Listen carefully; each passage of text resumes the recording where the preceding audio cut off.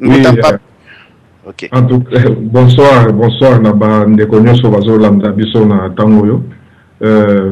Kumbo nanga Papi Pongo to du jour. Alors, on a sepeli ko intervenir na lisoro na biso ndenge za kokende. Nazalaki na mo mutuna muke ya rotuna na bandeko. O bazako croire na incarnation. Est-ce que bazana ba preuve o ezo la kisake ezali ko exister?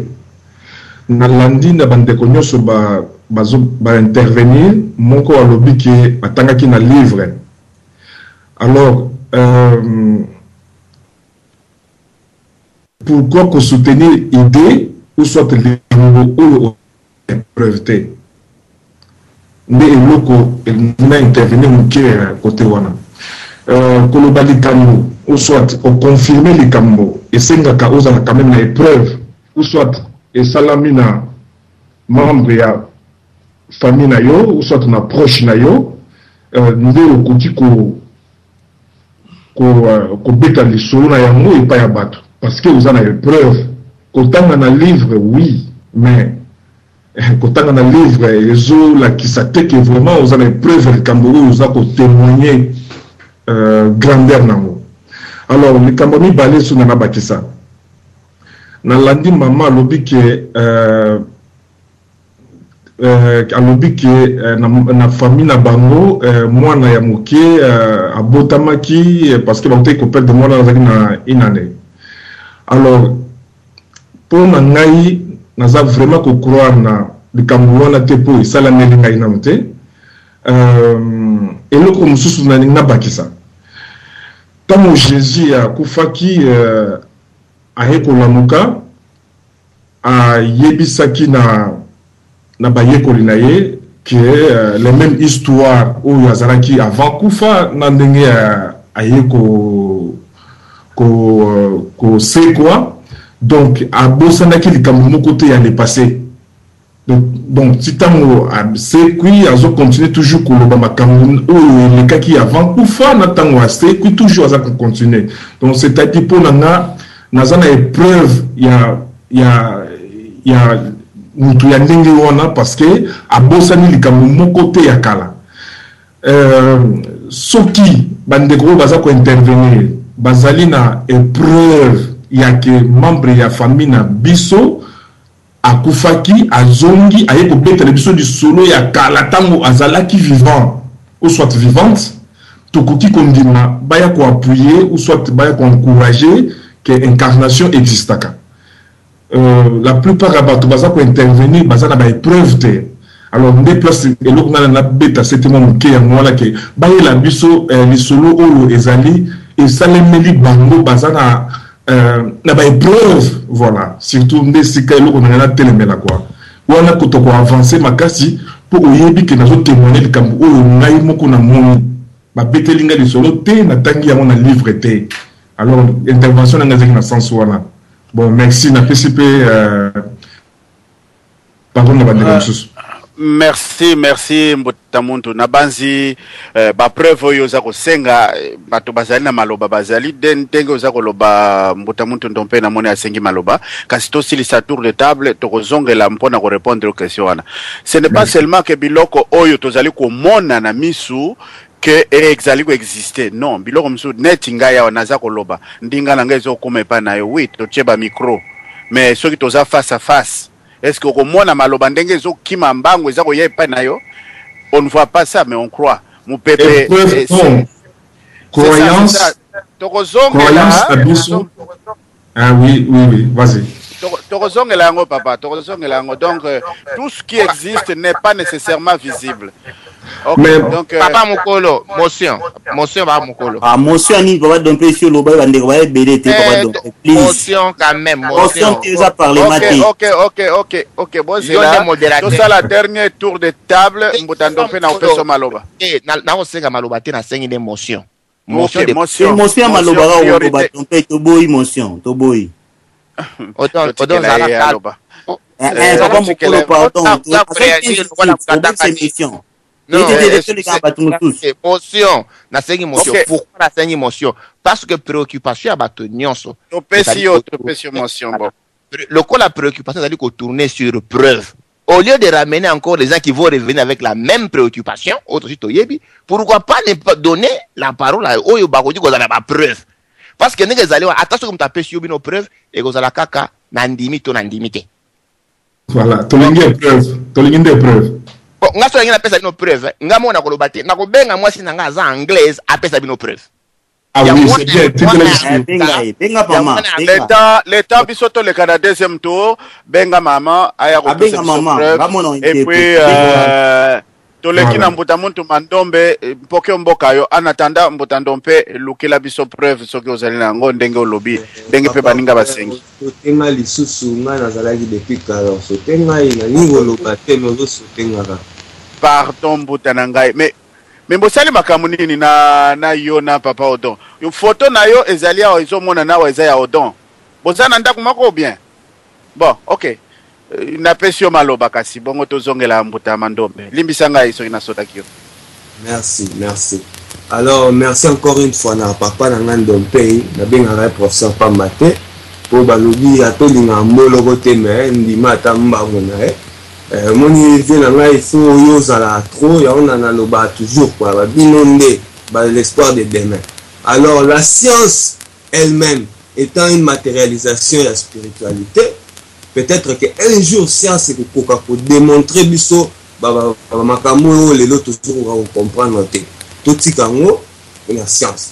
Alors papa nangai nzambwa nana papa Robert bino boyebi ba chrétien bango moko à quel point baza borné parce que bango moko na bazana ba contradiction na ba incompréhension au saranate parce que bango ba senga ba preuve tout monde débat exact muto kota allié ba tu minute na intervention à lobby rien à apporter rien mais Bible merci papa dans pays comme oyo apprendre peut-être ba misusu pour ba baraté Bible des na ngopé plagiat moko boye en quelque sorte et puis il y a trop de l'abstrait entre guillemets à l'intérieur. On comprend donc c'est de l'abstrait comme binope misusu bomona ba idéologie ba misusu de l'abstrait et ça encore et zozongi sabiso na égoïsme na égocentrisme il y a ba un certain moko boye ba tout moko toujours ba lingi pour s'approprier na makambo ya mokili nzambe ya bango mokili ya bango vous voyez comment ils pensent que boyi ko boma fourmi azana na amte donc vous voyez c'est vraiment il y a on avec une barbarie. C'est la barbarie, un point, un trait. Alors, toujours qu'il y a un sujet, l'incarnation et la réincarnation, mais Hermoko, on dirait, pour moi, on a confus parce que c'est comme si tu vendis trop l'incarnation humaine ou réincarnation humaine ou des esprits humains, mais alors que les gens qui ont tout à l'heure, civilisation, c'est bien dans mon kilo, et utilisent les mêmes concepts, mais de façon différente. Au monde que bibelu marambo bato ba bengi boye côté mususu kaka les mêmes elo ba bengi ndenge mususu de fois ya moto ça moi attention muke omoni ezali kamwe mo peta mususu la dimension ya compréhension ya mutu to dimension ya vision place mutu abula place asuka parce que vient donc à relater certaines choses et ndeko donc à relater certaines choses à lobi pour na marambo ezali surnaturel mais omoni que na kati dimension oya zali na naturel surnaturel. Mais il y a la dimension, il y a spirituel et matériel. Donc tu vois, il y a la dimension, est-ce que ça va te parler, il y a multidimension. Il y a la dimension, tout le canal pour ouvrir débat, tout le monde preuve, parce que comment preuve c'est plus par l'argumentation, par les arguments. Yesu abotamaki na miracle c'est quoi qui na miracle so ba c'est preuve awa au fond la mbangu ba chapitre ceux qui pona yo zali preuve pona ba tumsu za na preuve te yango kana ngana lo bomoni so to kenda même na Afrique kala so boke pa ba égyptien ba kolo idéologie ba réincarnation ba za na concept na ba développer na ndenge na bango la vie après la mort humaine. Parce que dans la dimension, nous pouvons parler de réincarnation, mais dans le monde, nous avons et vous avez un corps, il y a l'autre, mais vous avez un corps, il y a un autre sous la place, mon côté, si vous avez un canal, vendant na palais, yoka, vous avez un embrouillé, parce que vous avez déjà, vous comprendre. Merci. Merci, Toleki Nambuta Mandombe. Poke Mboka yo. Matondo. nasepeli mingi na sujet ya lelo ya sujet moko yali très important mais ezalaka mawa mpona bachrétien parce que na bachrétien ntango nkolo na bino yesu oyo bosambelaka lelo obengaka bino mwana nzambe azoyebisa bino ke soki bosengi akopesa bino estce azoyebisa bino bosenga ye mbongo soki eza connaissance te eloko mosusu ya eloko nini ayebisa bino ke soki bosengi connaissance akopesa bino bachrétien bolingi bible ya mingi bolingi connaissance te mpona nini eloko babengi incarnation eza lobelango mbala ebele même réincarnation alobelango mbala ebele na bible e bolingi kocomprendre yango te ti lelo soki yesu pena existaki soki yesu existaki alobelaki bamakambo bolimbisi moto akoti na téléphone 33 s'il vous plaît okoki kokangana na téléphone en attendant. Ok, continue Mbutamando. Réincarnation.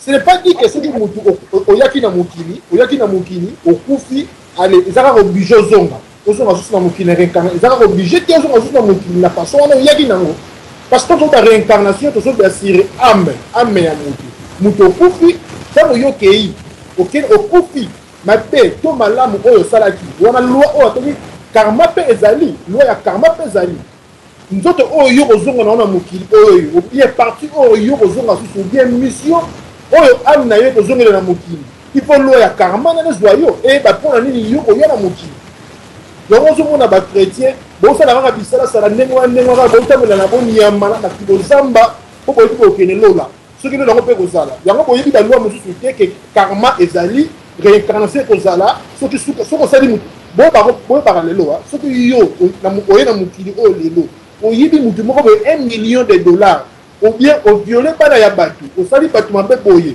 yebaka okobotama lisusu na loi ya karma po oya kofuta yango réincarnation ya âme na yo ozala motindo wana donc to comprendre loko moko tango mutando pe so makambo to linga to yeba o ba na bino ke connaissance yango wana connaissance babukaka yango basengaka yango soko lingo yeba konga to yeba lokola yo sengaka prêtre bo pesa ngai prêtre biso lukana soko yesu ngapena mutu abatuneki yesu question ke kolo mutu oyo miso oyo ya kokufa obela di boite oyo nini esali ke mutu oyo abota mabwate bisa apesa réponse nini ndeko so luka prévu apesa réponse nini tant que ça le baki ke akozonga bon c'est des aya ça aya auta dikola kitana sia koya akoya ne bo luka ete ya mo ke bosa babisala sa po ibo okene lola ezali te mutu bano potamaki soko sali malamu vina yo awa la karma na yo tango kozonga ekola ya bien vie éternelle tobotamaka na yango tozalaka na yango soki otamboli na mokili bien na nzela ya réincarnation na yo nazosima lobanga si toza na baparole ebele mwa oyo nayi nango tokabona bino yango wana matondo tokopesa maloba na Mbutando mpe akendaki bongo kolokela biso réponse mpona preuve na ye to mpe akoki kozwa maloba Mbutando mpe mpoki mboka ye matondo. Donc nakanisi mwasi nanga zawa so bolingi ba bayebi anglais nakoki kopesa micro akwa ko expliquer pour ko comprendre et je sais que ebele ba kolobaka ezali preuve ke bon c'est là pesa micro just tell them what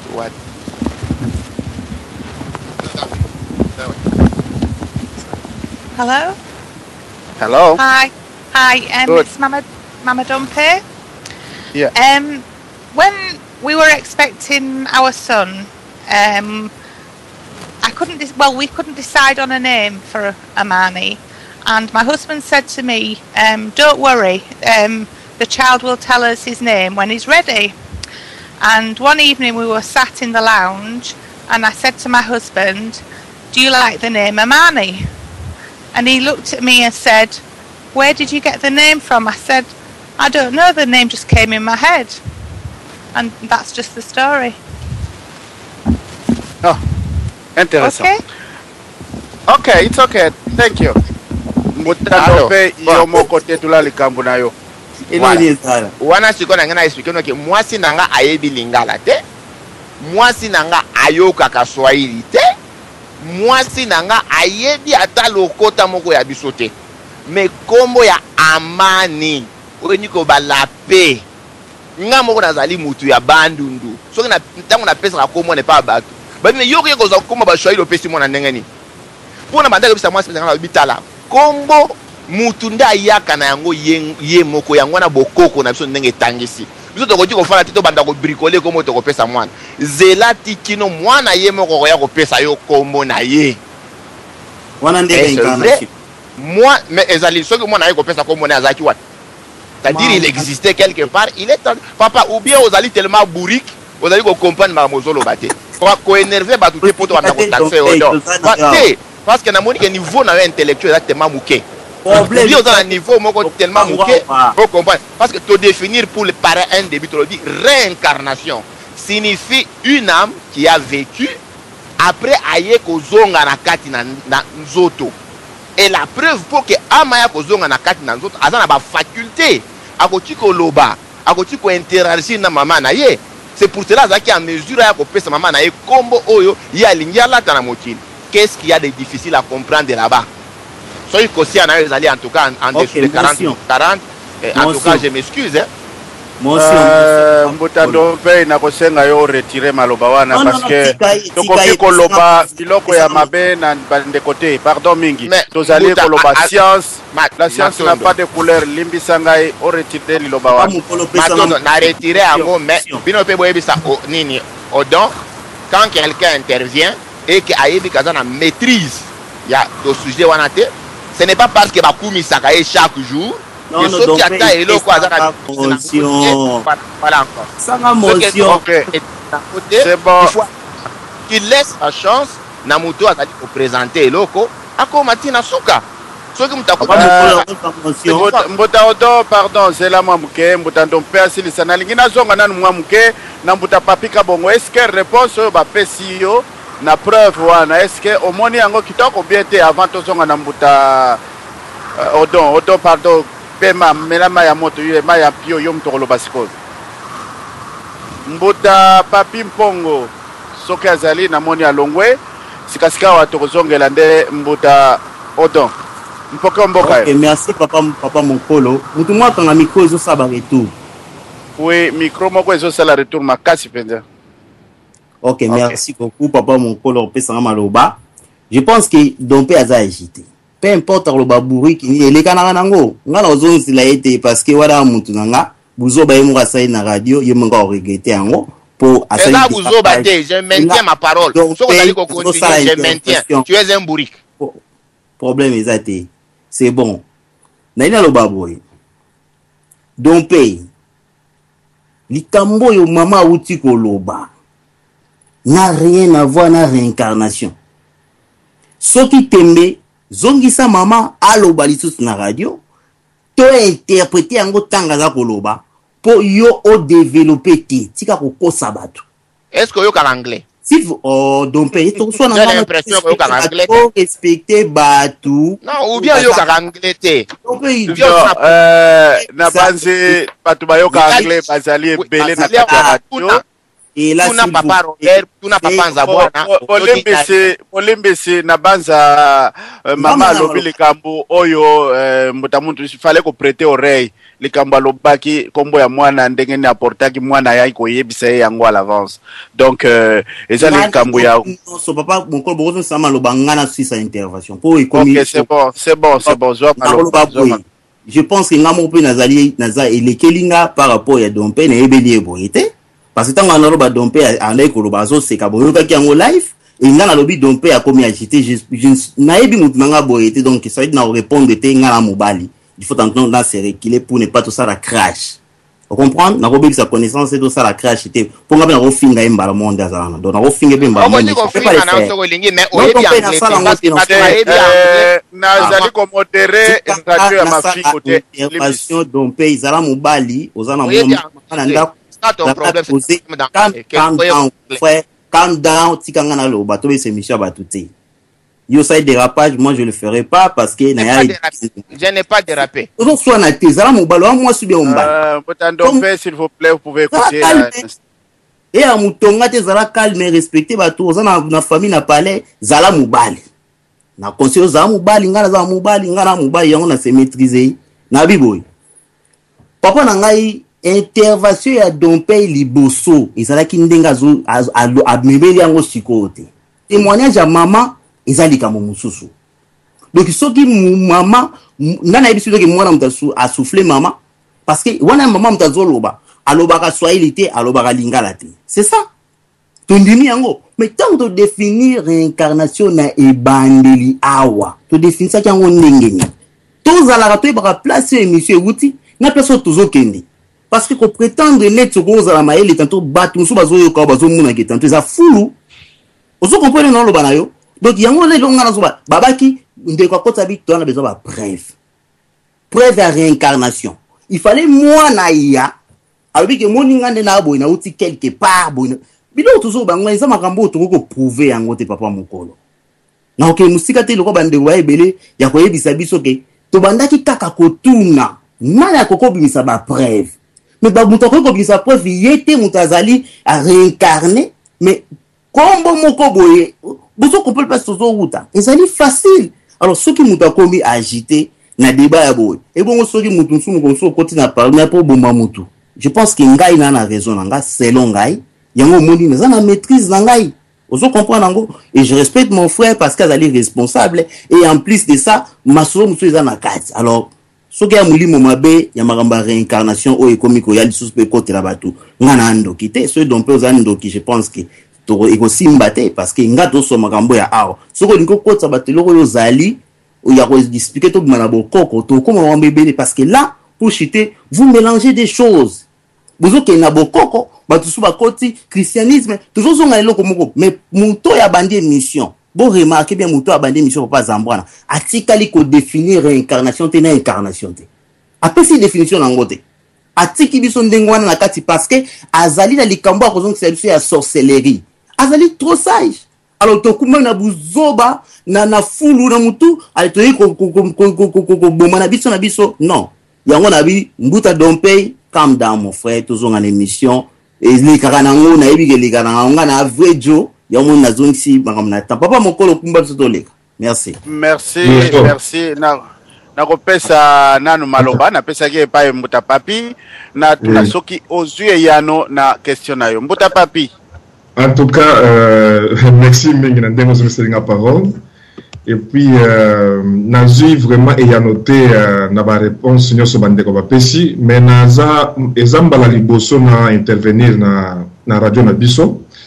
Alors esalinga mo passe na oyo to le kana bandeko mibale bandeko boza la quand même na moi maîtrise na radio ceux qui boza ko intervenir parce que toza na bandeko ebele bazo landa biso na ba oyo baza ba congolais na ba oyo baza ba congolais te.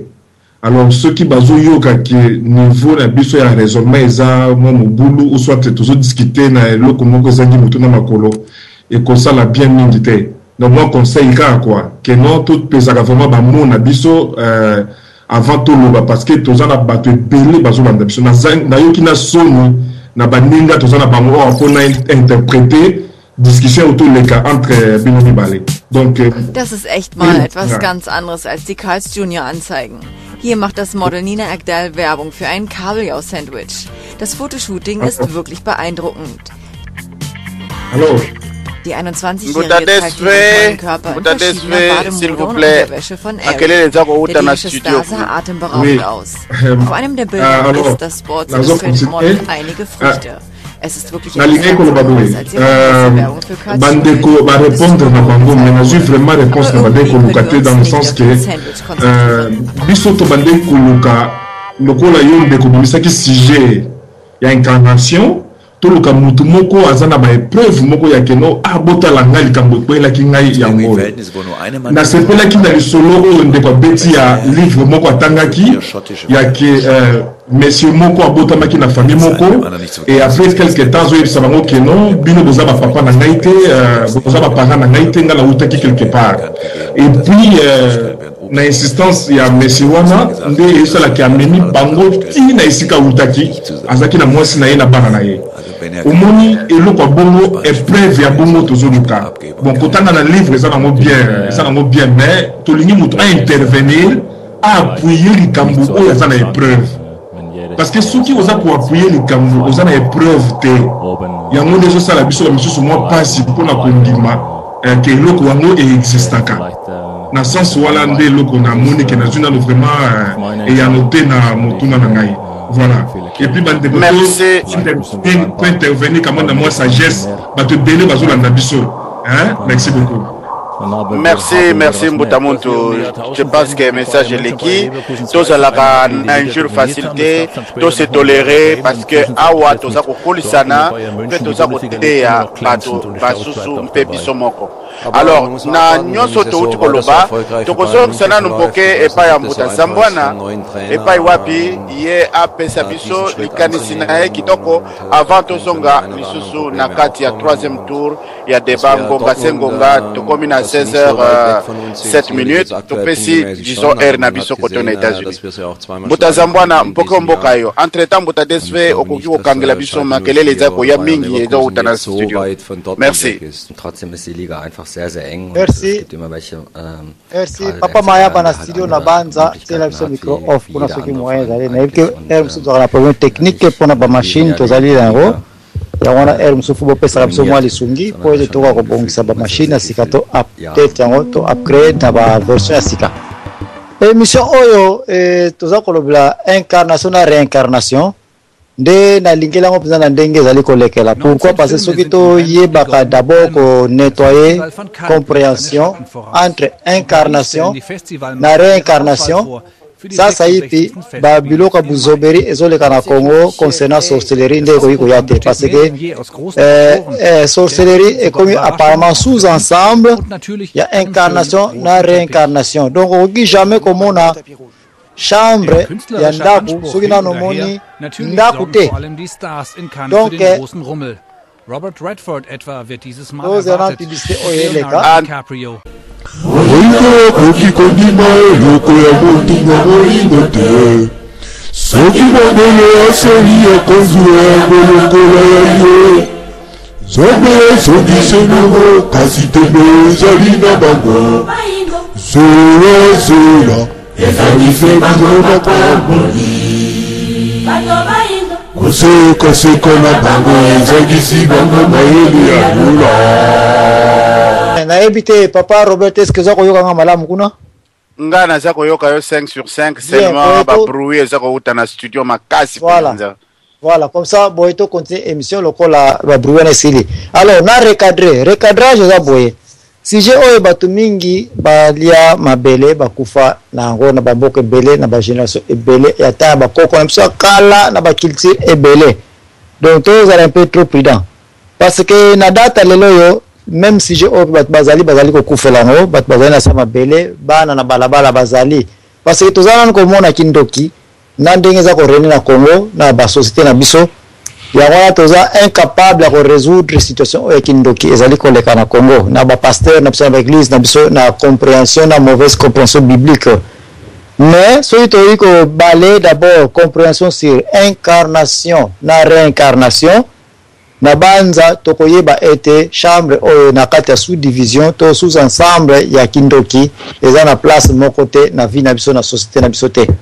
Alors mama na biso mama Tina ayaki na sagesse moko oyo na lingi na nyata un peu place wana place aye kopesa biso lisese moko ya trop simple ke nguba oza na yango eza ka nguba moko eza na atome moko ya oxygène ba oxygène ba wiko zala ebele mais atome ya oxygène na nature eza na kaka moko nguba ezaka moko.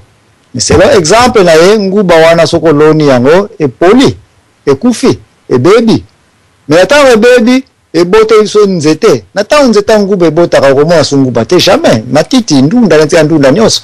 Mais bien après ezongi sunguba moko tukatemba nguba ebele le susu. Donc mystère incarnation na exemple mama Tina so to comprendre bien pourquoi nguba fait beba d'abord et changer nature. Si ma ezongi sundenge zalaki to comprendre que signifie incarnation na réincarnation donc nguba we baby na tango zaki vivre zaki incarné ezaki na vie nango ya nguba na tango ekufi ezasu komona te à une certaine période d'une manière naturelle soki 3 mois soki 6 mois nguba saka na sama bele tika nguba wana na tawana et puis jour ko bota et se réincarner les ezongi lisusu. Est-ce que nguba ngo eza différent na nguba ya kala? Non, c'est la même arachide, même propriété physique, même propriété biochimique, biloko tout yango kaka egade nature na yango. tout ce qui est incarnation, ce qui est koufi, il faut koufa d'abord. Natanga ekozonga sous toujours na modèle ezalelaka. Mais na nature mususu non même nature kaka. Na barole mususu non même rôle kaka. Mais garder propriété spirituelle nango na original ndenge ezalelaki. Biloko boye soki na kaya nguba ça existe. Na babiloko spiritualité na batupe, oui, je le confirme que ça existe aussi. Mais il faut la mono. Mono signifie mogaka. Et que vous n'avez jamais des esprits qui n'a kala, et incarné, et puis tant que vous comme forme, mususu kombo, mususu sineni, esprit mususu. Non, c'est le même esprit qui doit rentrer. Batbaza c'est ma preuve, vous en a preuve. Preuve de bosso na kopé sabino tata moko sauti ko kote la biso a bolimsi na zaki biza kombo na eta lobaza très bien mais na Bible ka utotanga to mona place pen kolos na kaya Bartholomé. Batuni misune eza komona kutute ezalaki na propriété. Nini yango esalaki ete mutu oyo lelo yo obikise abanda komona est-ce que faut te ba parents na yete réponse encore ça est clair makambo nyonso te il faut boluka kaka boyeba boza na preuve que pourquoi esalami ya base à ce degré makambo dimension nango magnitude nango importance nango molai nango na mozindo na yango kilo na biso ekokate poto yeba yango parce que epesameli pe biso te to yeba yango sinon to comprendre kaka to yoka kaka nous ne comprendrons jamais toutes les choses qui se passent sur cette terre kaya boye ngala ko yasu ko insister ete réincarnation ekoki on peut un phénomène moko temporaire seulement na ba seconde ya ba tanga kana ba jour kaka na tamo mkusika kapona mission ya eloko na ekokana kaka. C'est le cas ya bato totanga Bible okoya kokuta na mpunda oya balame mpunda wana zalaki mpunda nzoto carne mais incarnation esalemaki na kati mpunda elobi na balame ke bambula nyonso na kumba kayo na koyesa kayo te kaka lelo na koyesa faut comprendre pourquoi biloko bo eza kolekela parce que il y avait une certaine incarnation ekotaki na nzoto ya mpunda elobi bato ebele bazama na babele bakufa na biloko moko bamonaka mbala moko pia massive bakufi bato bakufa ka bayebisa so makamba monaka te na minute ya suka. Voilà pourquoi l'incarnation existe. Preuve musuna kopesa bino incarnation o eza un peu trop sensible mais na kotika yango ezala un peu ouvert et puis bongo ko ko analyser na bino na ko pesa un peu na Kikongo et puis na kopesa ndimbola na yango nzembo moko ya suka papa Simon Kimbangu ayembaka o yemba baka suti je ne sais pas moi pourquoi biso za ko yemba entendre za kola ezala ki boye ki donne témoignage na ye yango Zulu yentoto bivuka kene mamu mawokele vana bakomi na mpumote yeso mono ya kalavo elingelo baboye lola na mabele etutani na place oyo bakubasala nini babomelaki nkolo yesu mais ngai Kimbangu j'étais là présent entre parenthèses to tika na ndikambo oyo mais nakotana na mozindo muke pe mutu nyonso akozala d'accord na ngai pe na kondima mutu ozana d'accord na ngai te. Il y avait une certaine réincarnation. Pourquoi? Parce que incarnation liboso il y avait un certain Simon la place oyo bakundela kina babomela kina ni nkolo Yesu. Donc il y avait un Simon qui était là. Simon là ezala akufa te soit tika yango bongo mais il y avait un Simon. Simon de Cyrène était là présent. Voilà, il était là présent. Maintenant ici, en 1921 ou en 1950, je ne sais pas moi, place Nzembo et Bimelaki, mais la moi, Yemoro, papa Simon Kimbangu, il confirme que moi, Simon Kimbangu, je suis la réincarnation de ce Simon-là. J'étais là présent, c'était moi. Donc, il y a une preuve. Qui peut prouver que la réincarnation existe? Ce n'est pas que il y a une dimension trop élevée, une dimension na mozindo moko ya spécial biso nyonso toyaka na baka wana mais papa Simon Kimbangu na niveau ya magnitude na ye il a confirmé avant sa mort que je suis la réincarnation de ce Simon là nkolo yeso peut a confirmé Eli ce n'est pas l'incarnation mais c'est la réincarnation l'existence de nouveau de Eli Jean-Baptiste que vous voyez donc nkolo dans le papa Simon Kimbangu il confirme ça que moi Kimbangu je ne suis rien d'autre que le retour, la réincarnation de ce Simon-là qui était présent le jour qu'on avait tué qui, le Seigneur Jésus-Christ. Donc, awa, na lobi que bon di melangai, mais na tia on a table, joker na passion lelo. Si quelqu'un ne savait pas cela sur cette terre, Papa Simon Kimbangu aurait dû confirmer qu'il est la réincarnation de ce même Simon-là qui était présent. Et ce Simon-là par hasard était aussi un noir. Buta Roberto Mukolo, nazongisi de epanayo. Merci Mbota Zambwana na ndenge opesi biso reprécision wana ndenge lobio peut-être toko solo la toko bakisa peut-être biloko nususu na dernière minute mais kasi ndenge boyoki bandeko toza ko zongela lisusu deuxième tour ya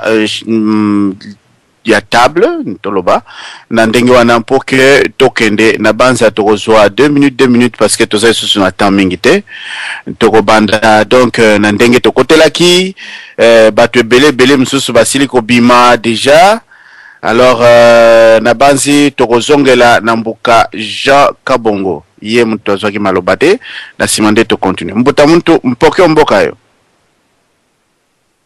na banza Mbuta muntu Kabongo azali te tokomi na mbuta muntu Dog Life chez Guevara, je pense mbuta odon mbuta muntu topesi yo mpoke. Merci papa nanga ezanga ya ezanga merci. Alors papa nanga repère moni na science impossible ezala kaka esika maele na biso suki. Exact. Voilà, lobby, vraiment la paix gagne les lots qui impossible les lots, lobby vraiment possible. Vient d'un père après ça exemple moi bien. Il y a pour réduire l'espace les lots parce que ça nous t'a solo c'est tout que ça moi là, bah nous allons travailler sur la téléportation. C'est du réel. Téléportation, oui. Voilà, la téléportation, les alliés le mot réel, ils ont fantasme, ils ont abstrait, ils ont travaillé dans la route. Nous, pour cet exemple, il y a téléphone, il y a 40 ans peut-être, il y a magie. Alors, j'ai compris que dans ce sujet, tout ça plus d'accord dans l'incarnation. Problème n'est pas si côté la réincarnation. Et je suis quelque part convaincu que le problème était ici à cause de la religion et surtout à cause de certains religieux où ils sont attaqués à cause de la religion et empêcher à pousser raisonnement au-delà il y a un masolo moro sinon il peut me péché.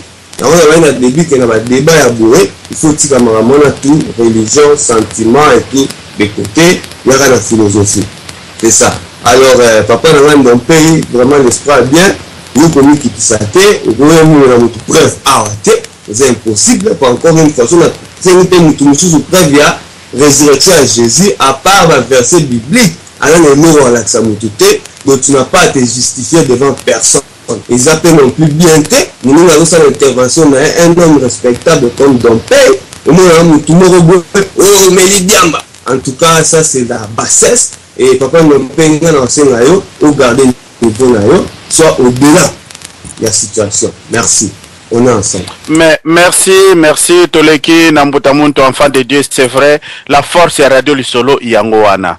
Koyeba, Koloba, Makambu, mpe esprit à Kosenga na bolimbisi parce que Congo et Sengel biso bolingo penza poto tonga. Nous devons nous tolérer. Mbutamuntu, merci beaucoup na conseil au PC. Tolunga to pesa on a dernière minute kasi aussi ko pesa ngo. Merci. Tokoleka Nambutamuntu, l'enfant de Dieu, Sokazali, mpoke mboka yo 2 minutes.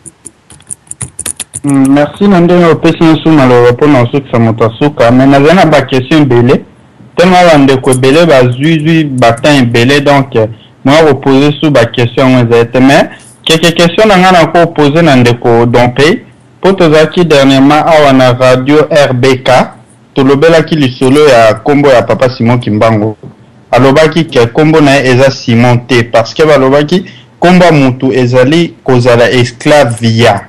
Donc, combo ya papa Simon Kimbangu eza tata Kimbangu soki pe na ebite mfumu Kimbangu ndenge ya lobaki. Siko na révélation oyo papa Zambwa na wuti kolobaki Simon Kimbangu azalaki déjà le jour où Jésus a koufaki na si eza vraiment contradiction mo munene bozo et même la Bible comme même la Bible comme pe Simon eza pena clair te bazako bengle from mutu ya auta na banza la Bible mikoloka batuna ki yango bengle Simon mais c'était Simon 2 baboya ko bengle même comme Simon pas c'était même na banza Simoni de donc il est venu de quelque part où personne ne savait. On supposait seulement que Aouta qui n'a place Mobwe. En réalité, même cette ville-là était aussi ignorante de ce type-là. On ne savait pas au juste il venait d'où. Simon de Bilanga. C'est lui qui personne n'a connu. Ça recherche sur ce Simon-là. C'est une personne qui n'était pas connue. Elle a eu moins identifiée. Exactement.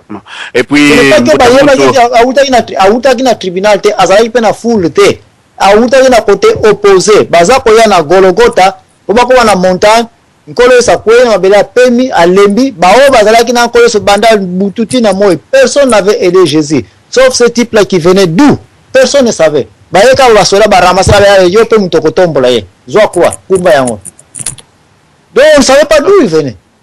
Sauf par la côté prouver que ce soit merci pour la précision kasi mituna mingi ezali adressé na Mbutandompe na banza tokopesa epe maloba mbuta muntu asili na mituna na ye papa Robert Mokolo na sisi na te question ngai justement yango na pesio maloba mbuta merci beaucoup et puis deuxième question na naza nango aneke ndeko Dompe alobela mingi bokoko ate abiso mingi bokoko de retour toyeba bokoko na biso et tout consommer subitement wa ayo la kisabiso ya yemoko molongani oh c'est-à-dire que quand na yemoko kutu la femme na yemoko oh ya bala subitement ayebe ata munoko Kongo morote siko wana lingyo laksa nini biso non tokota bokoko liboso to ezande nini wana question nanga naza nango epana yangwana et puis pour conclusion pour na conclure makambo oyo touti kolobela ya incarnation na réincarnation eza vraiment ba sujet moko eza trop abstrait pour toza na ba preuve te donc ba preuve ala po eza te papa zambona lobby kolona l'idée sous et baluki l'idée sous et poli ale boti apesi ba exemple moko mais wana eza botanique papa nzete eza mutu te ozomona. Donc, na point na réincarnation, incarnation, vraiment, les sujets moko trop vaste, vraiment trop vaste, pesa défini na ba religion différent, pe na façon moko différent. Na bouddhisme, eza défini différemment, na ba hindou, eza défini différemment, na ba chrétien, pesa défini différemment. Donc, jamais au cours ça la conclusion moko totale na sujet ananyoso. Merci beaucoup na sukiwana. Merci Toroleka na Mbutandompe parce que azaki visé directement na ba question. Mbutandompe mpoke mboka yo. Matondo. Bon, ya mbona ko senga no bolimbisi na bandeko ba auditeur na ndenge na montaki.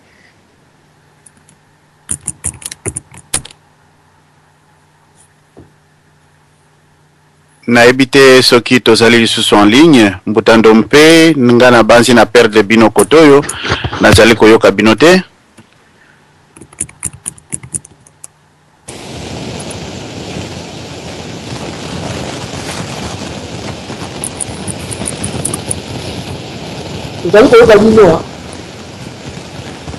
oui tozali koyoka kasi Mbutandompe na moni akatani tozali kokopa kaka soki Mbutandompe ya kozongela biso akoya koloba na biso kasi tozali ko continuer to pesi maloba na éviter soki na zongi okatana ki oui ozongi merci nanga pe na loba en ce qui concerne ndeko nanga Odon Pambu na sengi pe bolimbisi na ndenge na montaki ce n'est pas bien mais akoka pe ko comprendre que sujet soki mutoza nango maîtrise te tika sujet wana komanda ko déranger te pour la to ya ko yekola mutu moko te azali savant na makambo nyonso mais za makambo susu soko za na maîtrise te yokana nous apprendre au sala d'intervention que obanda ko attaquer na kati na intervention oyo pe ekoki ko désaxer mutu ako akoloba biloko mususu mpona circonstance du moment en tout cas soki et déranger maman na ndako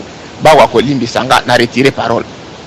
Deuxièmement na ringa répondre ko alobi naza côté ya bokoko ndenge ni molonga inanga aza mundele. Mais la kisibilo tout justement respect tozala na bokoko. Tozali ba dictateur te. Nazali côté ya baindo bazongela bokoko na baindo. Na ko benda mundele te ya kokota na bokoko ya batu mwindu, ça c'est être un dictateur, un tyran. Yango oyo ba mindele basalaka biso tala ba conséquences tozala na bango lelo. Bango baye na mboka na biso esengelaki batika biso na bokoko na biso bango basala makambo na bango mais bakomi ko benda biso par la force ko baptiser biso ko tangisa makambo ba Yesu makambo lukuta conséquence mwana na Congo akomi na kati na kipelekese. Donc ngana zali ko s'adresser na bande ko na ngai bana na Congo tozongela bokoko na biso to protéger ba valeur na biso mais na ko tiko kende ko imposer mundela ta mokolo moko te ke azongela bokoko na biso mais na ko yebisa azongela bokoko na bango. Lokola mwasi nanga na ko yebisa zongela bokoko na bino oyo ezali ki chrétien te parce que avant christianisme ya bakoko na yo bazalaki na oyo bande ko sambe na oyo bazalaki ko kumisa. Donc je pense que na isika wana contradiction ata moko ezali te. Allô papa Dompe. Oui nazali ko yoka. Merci beaucoup nande opesinga maloba. Baloba avant olongola epotinaliso moninga fo olongola na epotinaliso na moko. En ce qui concerne bokoko ya mwasi na ya mundele yo za mundele te ndeni oyebi bokoko o ya za na ngwana eza bokoko na bango te. Et puis soki ozote ya biso bokoko papa eza ko conserver à 100% race na yo ndenge ba eza ndenge na te ndenge moko apesa la loi malheureusement ozali mutu ozali na connaissance makambo bokoko te donc banda ko sala ba jumping tende baloba ko banda ko sauter te na makambo yebite il fallait que nde otuna omoni likambo lobi il fallait que ça une question il fallait que ça la te une affirmation ozali komona tozali na kati na mokili ndenge tozali ya kopesana kanga micro merci ezali te ke tozali banguna tozali te en guerre mutu muindo ayinaka mundele te tozali na kati na complémentarité ya bolingo mbwata soko koti na elanga soki elanga eza na ba fleur oyo eza na ba couleur ebele epesaka beauté kasi soko kuti elanga eza na fleur ya couleur moko ezalaka elanga ya mawa. Donc ngai mutu muindo na encourager ba hindu totika na ba hindu mais ba mindele na ko sango te boko ba hindu te botika na ba mindele botika na kati na culture na bino na ko kende ko tangisa bango culture na bango te mais nazali ko encourager bango na ko pesa bango bendication le quoi na tuniye bon christianisme ekomi pa na bino ndenge nini a expliquer biso no ba rome ba yaki na yango na yebisi mais avant ba rome ba ya ba koko no ba sambela ki nani akwansi mutu oui c'est vrai bi voilà yo landela wana mais ngai na kolandela oya ngai donc contradiction ezali ata mukete bato bakotuna ebongo bana mais na kanisi réponse ya bana epesa maki kaka mpo mutu ezali molimo ya kozwa nzoto mutu muyindu ezali pamba te entité oyo azali koya kozwa possession ya nzoto aza muyindu tout comme entité akoki koya kozwa possession ya nzoto akoki kozala mundele soki entité oyo azali muyindu akotangisa ye seno bayindu ekoki pa lokola mwana aye apesi kombo na ye moko amani endi koloba aza muyindu mais soki aya kopesanga kombo na ye jeff tolinga totika na lolenge ya mindele atikala jeff tala esika tozali kosala imposition te tala esika tozali kosala conquête d'une culture à l'autre te mais tozali kofende nde la complémentarité ndeko deswe na studio kuna soki bakoti kopermettre nga na sisa maloba. Da wir gerade über Filme reden, das bisher unbenannte Bradley Cooper-Jennifer Lawrence-Projekt hat jetzt einen Titel. Laut einem Sony-Sprecher geht es in dem Film um den AppScan-Korruptionsskandal von 1970 und Cooper wird erneut mit Lawrence und deren Silver Linings-Regisseur David O. Russell zusammenarbeiten. Der Titel ist American Hustle.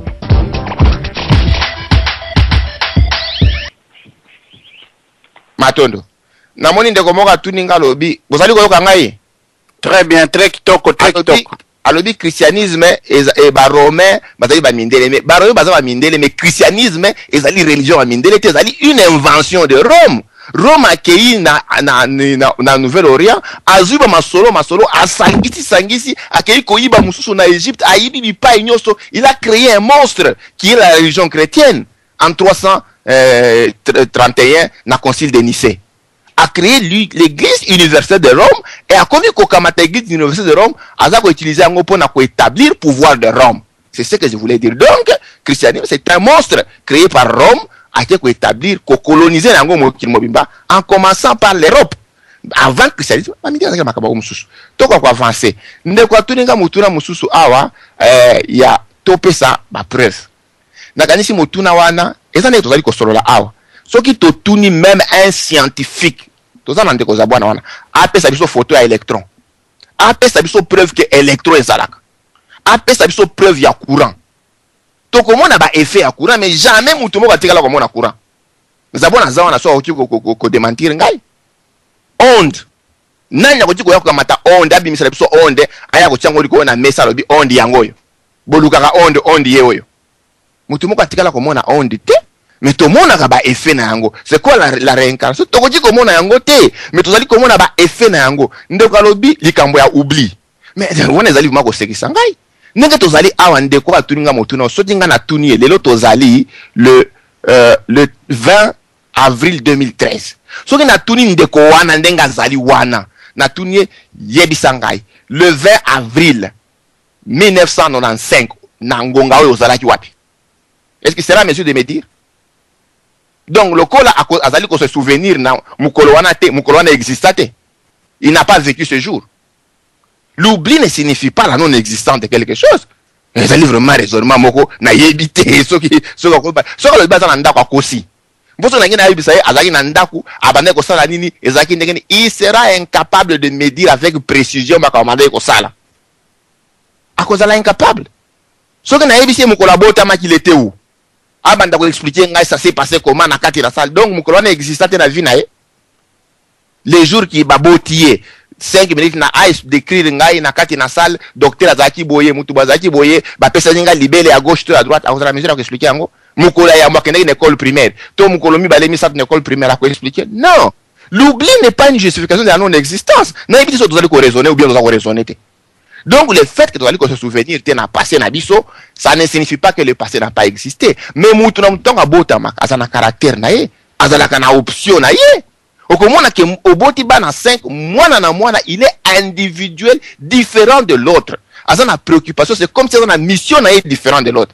mais ça ko mission wana wapi nani atangisi mission wana c'est parce qu'il ne fait que parachever et le ko ezalaki nazo se na boko opona koloba c'est très facile de comprendre cela en commence bon il y a solo tomoni mbuta ndompe lokola katani kasi azwaki mwa tanka mwa ebele na ndenge ke bapesaki mituna azali ko répondre sikasikawa na banzi tomoni mbuta muntu akoteli biso kamwa kala mbuta papi na banza akozwa maloba na sima tozongeli mbuta na telefone pesa ndeko na telefone ya namoni ega siko limbisi molimbisi aza na 110 topesi yo maloba mbuta muntu kuna na telefone na silicité toyebi okatanaki totelemisi pe yo wana ndenge wana zisela mwa muke topesi muntu maloba merci oui ngana ji maloba napesi bino sombote c'est l'apôtre Noche na lagi na posna kota te na koti po nazoyoka berezi berer mingi zoloba malokola ba confirmation na kati émission ya boye. Je crois que vous traitez les chrétiens comme si vous avez le côté. Vous traitez comme si tout le monde a la connaissance. Domaine où vous avez la réincarnation et la incarnation, déjà vous avez touché partie à anthropologie spirituelle. Pour constater que la Bible est incomplet, tout le livre a commis quelque part. Et puis ça m'étonne.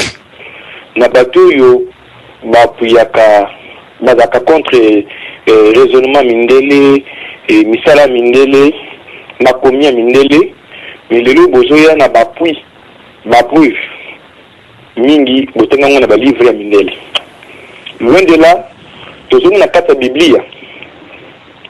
L'autant la Bible est complet pour comprendre que dans ma camusu sur ma péché on lelo pour comprendre les petits marabongo dans des autres noms que nous avons bongo oui bien ndenge etonga mate bokene na Ecclésiaste chapitre 12 botanga ndenge nini mutu atonga makati na ye c'est ça fondation ya anthropologie spirituelle ceux qui nous comprendre que ndenge yo moko otambula kawana ochi otambula ko ibite biloko ni zakat na nzoto na yo et ça passe sur le biloko za la kati ba via batu mushisho bazo dans l'Ecclésiaste 12 qui soko bandi yango même na verset 8 dans le dit avant que le cordeau d'argent et se détacher kati na yo avant que vase d'or na yo et se briser avant que seau na yo et se rompre na source na yo avant que roue na yo et se casser sur ses terres avant que poussière na yo avant que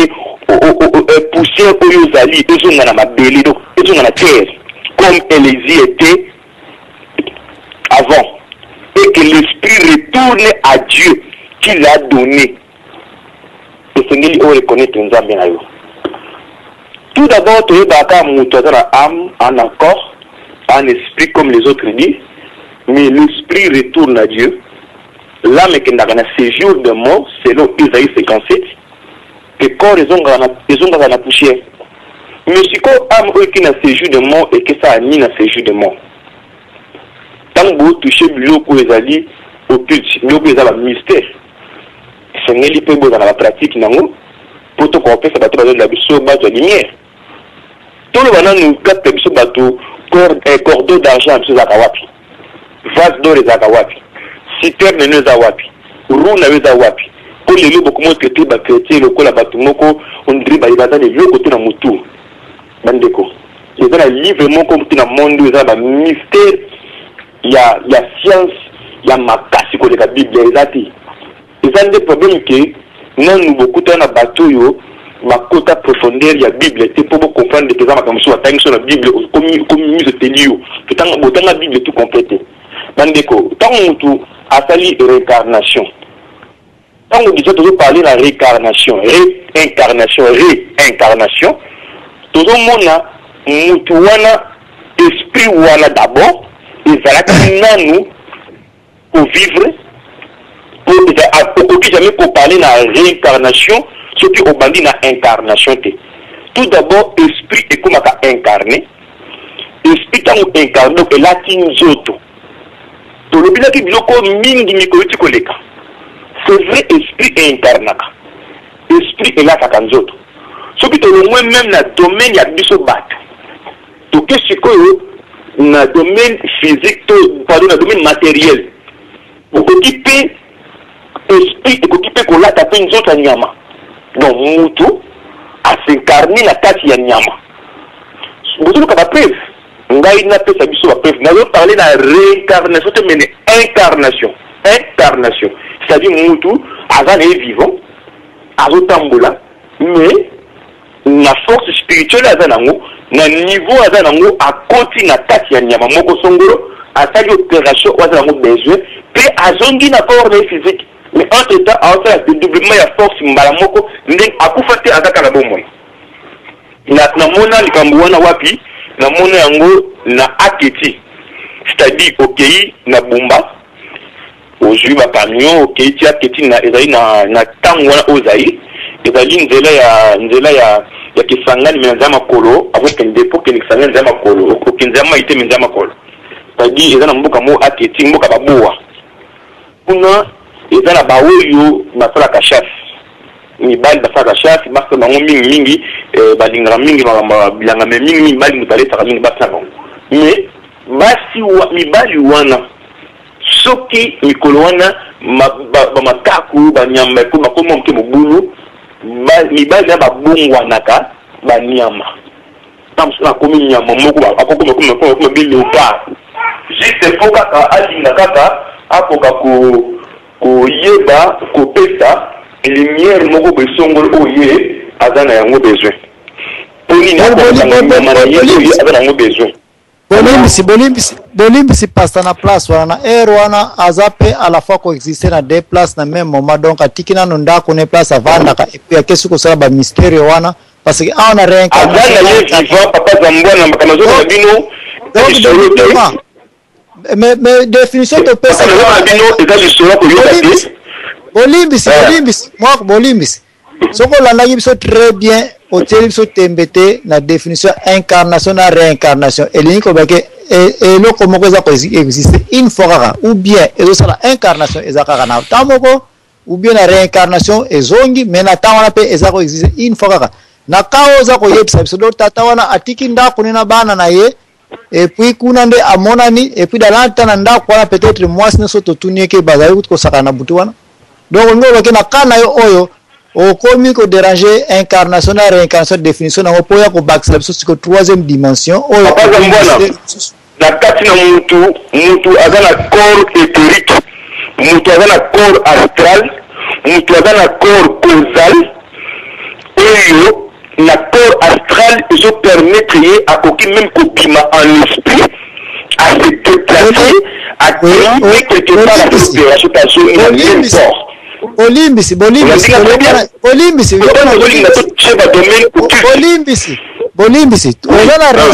ozana raison na place wana mais lelo poto rendre émission so complexe c'était qui yango mtira ko pesa ambiguïté na Congo to se limiter na ndenge moko trop soin lelo to tiaka incarnation eloko eza ko exister une fois réincarnation même eloko na exister qui na temps nango ekufa esila et puis ezongeli biso pardon na émission poko lelo toza ko débattre ba biloko yo za ko loba te ke na mbala moko eloko eza ko se dédoubler au même moment wana eloko eza ko pesa ambiguïté na Congo mbotaza kwa na basi et bon na baboye on a ba chrétien basala ka contrat na morte pona ba croyant pona biso ba croyant bato to benga magaloka bazoba tout ça ka contrat na morte pour nous il est réservé une fois tout ça mourir après quoi vient le jugement. En tant que chrétien, c'est question moi mukega na zana ngo pesa nga exemple nkolo Yesu amonaki na deux places na même moment. Nkolo Yesu awo. Olini pesa biso preuve ya soit nkolo Yesu soit n'importe qui oyo yebi na Bible amonaki na même moment na deux places.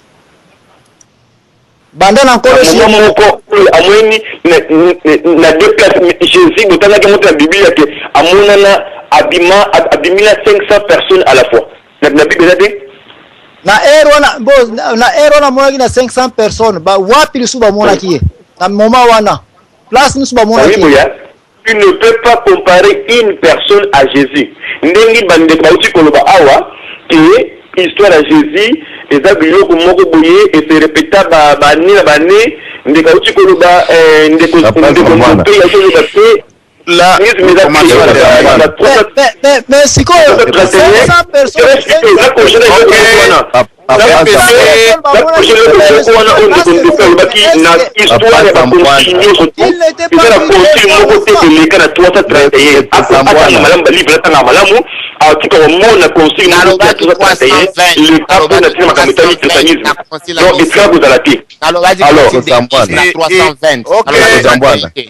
donc comme il a des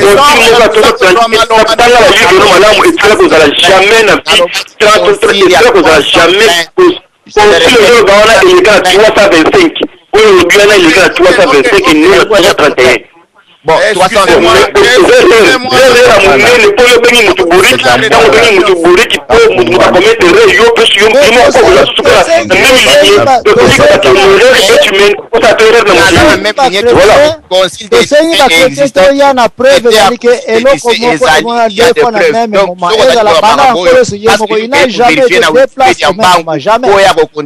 C'est de l'enfance.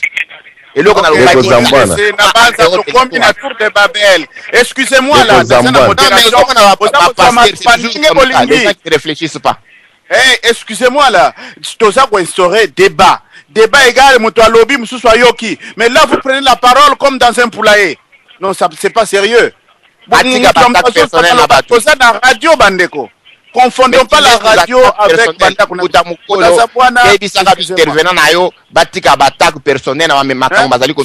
vos micros. Je n'ai pas cité ces farceurs de pasteurs. Excusez-moi, Mboutandompe. Prenez la parole lorsque on vous la donne. Si vous ouvrez les micros pour péter l'émission, ce n'est pas ce que je dois faire avec vous. C'est dommage. Ce que vous allez bateau, il y a que ça, mais la bateau en zambe, bateau, vous allez mémiar du respect envers les autres. C'est un travail que nous sommes en train de faire. Nazawana, j'ai fait la modération, tout le monde parle en même temps, mais quelle radio on va écouter qui? Hein? C'est pas bien. Bolimbisanga ibandeko. Toloba, motoaltuli loba, lobby, oyo asilisi. Ce n'est pas parce que nous manquons des choses à faire que tozana uzana radio. Non. Désordre et zamabe. Question par question. Mbuta muntu azaye koloba, a lobby, asilisi, expérience nae. Mbuta Zambouane est intervenu et finalement c'est tout le monde. C'est pas bon. Alors, nakozongi samaloba na pasteur oyo azaye koloba na téléphone. Asili sali loba na ye, azana 1 minute sikoyo, bongo topesi réponse, droit de réponse na muto oyo azali visé na kati ya question na ye. Bolimbisi bandeko, bolimbisi. Alors, mbuta papa pasteur ozali kuna maloba mboka na yo.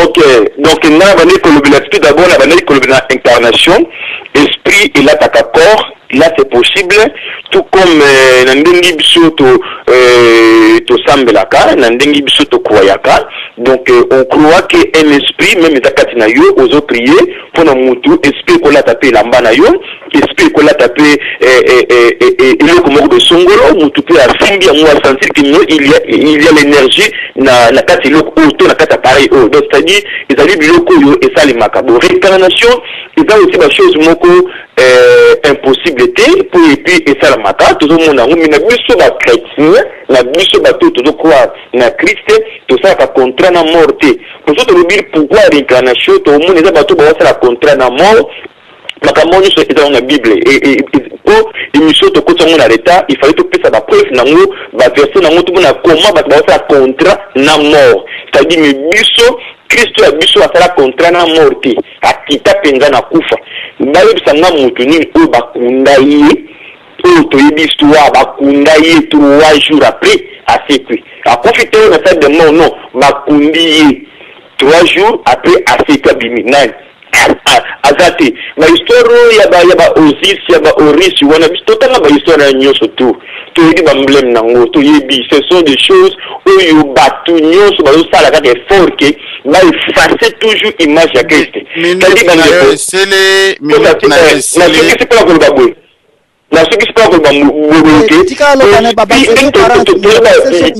esprit kimbangu ezongi na kati ya esprit ya nani ya kimbangu aza lelo en tout cas bandeko yo bakodouter na yango c'est que bakokipe kodouter na esprit ya Eli oyo bane ko travailler na kati ya corps ya Jean-Baptiste bakokipe kodouter na esprit ya Eli oyo bane ko travailler na kati ya corps ya Élisée.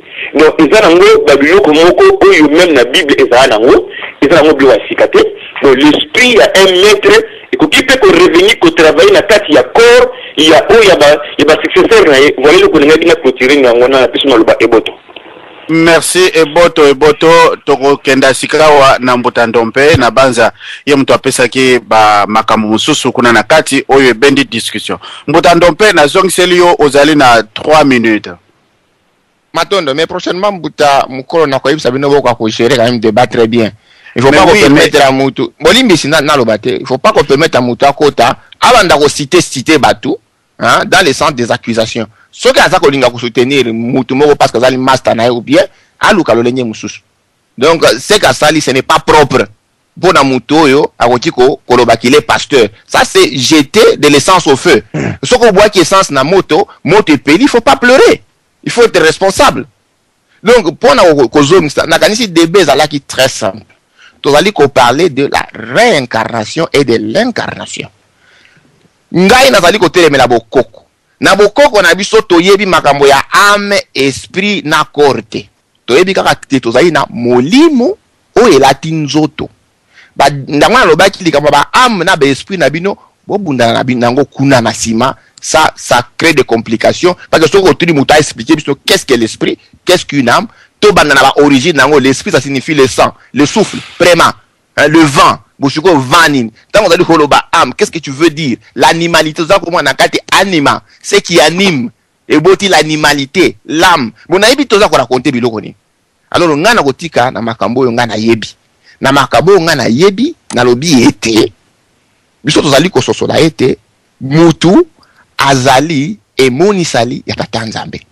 Le quoi tata nzambe azali éternel, molimo ya mutu ezali éternel. Mposo ke ezali na libandeli tina suke ndiko batata nzambe abimaka pe asilaka. mais molimo azali ko expérimenter ba différentes expériences na tina ete ako sosola monene ya tata nzambe na kati na mokili na kati na bikela monaye na kati na mibeko ya bomi na kati na mikili na mokili nde komona ekosala ete akoma pembe na tata nzambe na koyekola bonzambe na tata nzambe ndi koloba kotamba nzia na sembo kotamba nzia na semba kotamba na mibeko yo sa mokili. Alors musala wana ezali eloko moko ezali mulai pe ezali ya motuya tala sika soki olongi te esengeli ozonga oya ko se parfaire esengeli ozonga oya ko bongola ko meka ko sa isusu malamu koleka pamba te totikala komona te tata oyo akozala mwana na ye kuto ata na classe ya pamba mundela saleli biso soko échouer ane moko bako peso chance au doublé mais tata nzambe qui est très bon azwaka batu mutu aishiwe kaka mbala moko akende kotumba ye na moto yango tozali komona na kati na ba internet bazali kotia ba image muntata moko ya mundele ya mandefu ya aza kobwaka ba ye na mai na moto basoda babimie na minduki bakangiye alobi te naza kobwaka bango na moto parce que bazali kotosanga ite. Donc tozali komona yango comme une aberration. Donc pour na biso après avoir fait ba étude tozali komona que la Bible ce n'est pas un livre d'histoire. Jésus ce n'est pas un personnage historique. Ndewatuni batuboni bakufa bakunda bango pe ba c'est quoi après 3 jours ngali baza ebele il y en a au moins 22. Ba Dionysos il y a des preuves. Il y a Dionysos a existé avant histoire ya Jésus plus de 300 ans. Yete balobi akufaka bakundaka ye azalaka 3 jours na sena mabele abima. Donc loba que les Congolais ne savent pas. Il faut que loba que ba Congolais ba yebite. Mais sikoyo biso toza ko s'informer na poto ato tanga ka poto la mesure à comprendre que histoire wana ce n'est pas seulement une exclusivité à Mutumoko qui s'appelle Jésus-Christ ou bien Yehoshua Mashiach. C'est pas vrai, ça c'est une fausseté au ba memela kibiso. Donc ça c'est le point ngala. Pour nous donner comme réincarnation, tozali kondima incarnation, c'est-à-dire prendre le corps, tozali ko comprendre que compte tenu la difficulté à kolonga ko sosola tata nzambe na kati na mokili na ye esengaka ke tozonga to se parfaire tala esika tolobi tina ya réincarnation ezali important pour na biso ezali un fait avant mundele aya na mabele na biso débat ezalaki sur makambo wana te soki mwana bota imba koloba ezali noko te la zongi soki mwana bota imba ko soka sali kaka buzoba wande yo ozongi lisusu na buzoba na yo oyo bandaji kosala oyekoli nanu te. C'était des langages ezalaki commun na kati na ba culture na biso na bipai nyoso to mwangana kana kati na mabe na kachopa. Il y a pas de débat là-dessus. C'est peut-être na bato bazali sikoyo formaté na pensée chrétienne. Débat ya ko prouver biso. Ce n'est qu'aujourd'hui dans les Congo là comme kolobake vase intérieur, roue intérieure, combo et cordon d'argent. Mais quand vous parlez de cela, comment est-ce que vous allez qu'on nier dédoublement? Comment vous nier voyage astral? Parce que vous allez déjà qu'on dit qu'il y a un cordon d'argent. Donc si on dit qu'il y a un cordon d'argent, bon dit qu'il y a les voyages astraux. Parce que l'âme peut quitter le corps, mais étant toujours lié par le cordon d'argent, donc on a kanisi que, en tout cas quelque part, tout ce soit makambo kolo. Matondo. Matondo tozali kokoba kaka na kopesa maloba wana ezalaki réponse tic-tac. Namona ki lisusu mbutamuntu Jean azwa sengaki maloba mpe akotaki na kati ya débat mwa muke mubulu mekasi topesi yo maloba mbutamuntu soko ozali parce que topesi yo maloba malebele ozwaki ya mote mbuta Jean Kabongo topesi yo maloba. Matondo mingi ndeko nazane sengo mingi kasi na kosolola mingi te parce que bandeko mingi basi balembi. Alors nayoki makambo ebele nalandi kasi na makambo nyonso wana ebongi tokanga eloko moko na moto. Est-ce que débat oyo ezali pona komema biso na likanisi nini? Alors kondima ya bato nyonso oyo basangani awa ezali poete to comprendre que incarnation na réincarnation ezanini sima ya ko comprendre eloko nini to kosala na sima wana. Alors ngana boni boy eloko ya tina ezali boy ngai nazali na croyance na kati na Biblia na na yekolaki mukanda oyo babengi Coran mingi na bisika nakendaki kosala Coran na comprendre que Coran bazwe yango kaka na kati ya Biblia na mikanda kaka mitano ya pamba ya Biblia. Alors le reste des choses ezali ba histoire mususu makambo mususu. Alors j'ai compris. Pe na mikotisa kimwa ndambo pona koyeba lolenge nini tokoyi koyoka nzambe ya Baafrike biloko boye. Na monike esungi ngai te. Na lolenge na komaki bakubana kobenga ngai pasteur boye nyonso wana. Sikawa na tie makanisi na ngai na Biblia. Na tangi Biblia na ye kotala ke ya solo Biblia ezali koloba solo. Ndeko moko alobaki ete ezali na mokanda moko te na ba histoire nyonso eleki Biblia. Kai pe nazoloba boye. Ezali na mokanda moko te na mokili mobimba oyo ekoleka Biblia. Ata bakonzi nyonso ya mokili mobimba oyo bayebi bongo. Même soki bakosi pona kotémoigner yango. Mokolo kokoma ata président Obama okoyeba yo moko na si ya motema ke Biblia eza likolo na ngai kasi nazosala nyonso nazosala pona komisepelisa. Alors na bazi awa likanisi ya incarnation to réincarnation euti na Biblia te. Wana ezali likambo liboso euti na Biblia te. Euti na kati ya mokili. Alors nazo pesa bino exemple muke kaka. Nano mona te baboti mwana epai na bino to yo moko boti ya ye mwana wana akokani penza na membre ya famille wa azana bomoi. Nano mona te bakokani bango na moto ya azana bomoi na membre ya famille mwana oyo akokani penza na mwana ya noko na ye tala na démarche na kolo me mwana ya noko na ye wana pe azana bomoi elimo liete mwana ya noko na ye azalaki na elimo nde akoti kuna bimisi muto iboyebe biloko wana tolobaka makambo te lokola banyama ya zamba quand même.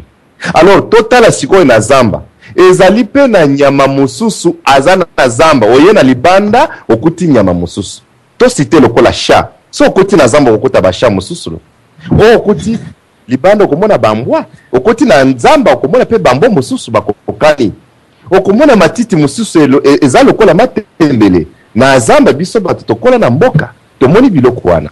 Alors okomona likamo mususu oye lakola ndunda oye boyo omoni ndenge moko elingi koloba ke elimo ya ndunda ekotaki na eloko na lititi wana.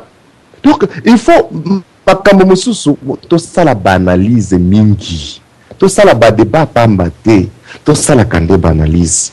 Alors eloko wana elingi koloba soki omoni muto abotami akokanye na mususu soki omoni tango mususu olobi na minute naza komona papa za mbwana oyo abenga kangai te quelques minutes abengi yango wana eza elimo ya Zambe nde esali bongo te ezali nde personne morale ezali lolenge Zambe asala moto na babiloko nyonso veut dire que moto to eloko euti kaka na eloko moko basala moto eloko moko pe moto moko nde asali bongo potokoma ndenge wana yo loba lingala na yo wana ngai na koloba chiluba terme ya na chiluba eza na terme mususu oyo eza ndenge moko na lingala na Swahili eza na terme mususu eza ndenge moko na anglais na ane bomona makambo ngo te veut dire que limo ya langue wana eke kokota na langue mususu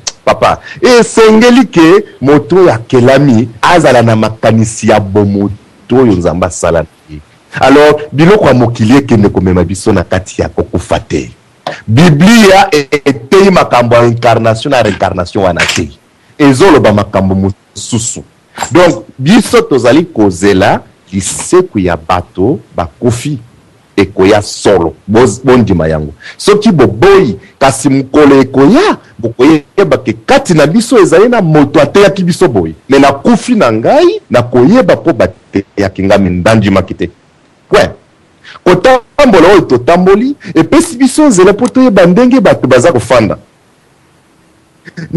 ndenge bandeko bazali kokanisa makambo lelo nazalaki na Israel ezali soki une semaine bayebisaki ngai epai ndeko moko ya islam ke toyebi ke yesu akoya kasi mission ya yesu asalaki awa na mokili esi esili me tozozela ke yesu akoya mikolo ezoya me message oyo akomemela biso nde toyebi te me mission na ye esi esili yango tobengaka ye isa.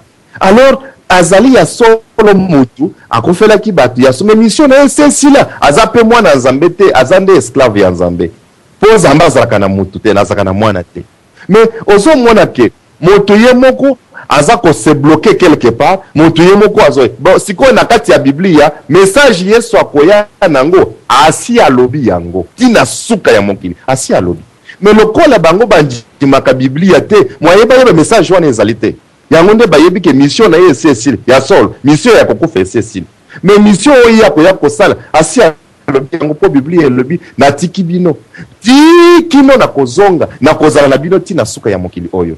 Bon soki biso pesi donc occasion wana te problème ezate zamba boyo sala ote biloko nyonso wana ya reincarnation na banyonso wana zamba boyo te yango te alobi te yango soki okosa te ya kimoyibi te yango zamba boyo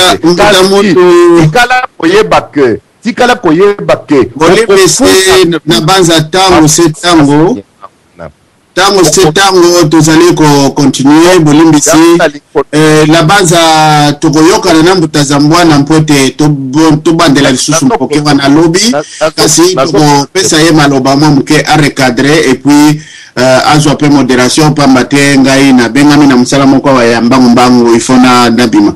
Alors mbutazambwa na pesi yo mpoke kuna mpe o recadrer et puis on continue la émission. Jacques Bongo ozana 2 minutes mais aussi ça to conclusion na yo parce que toujours que na 30 en tout cas to katana donc si ça parole na yo comme ça to continue bazana kati. OK.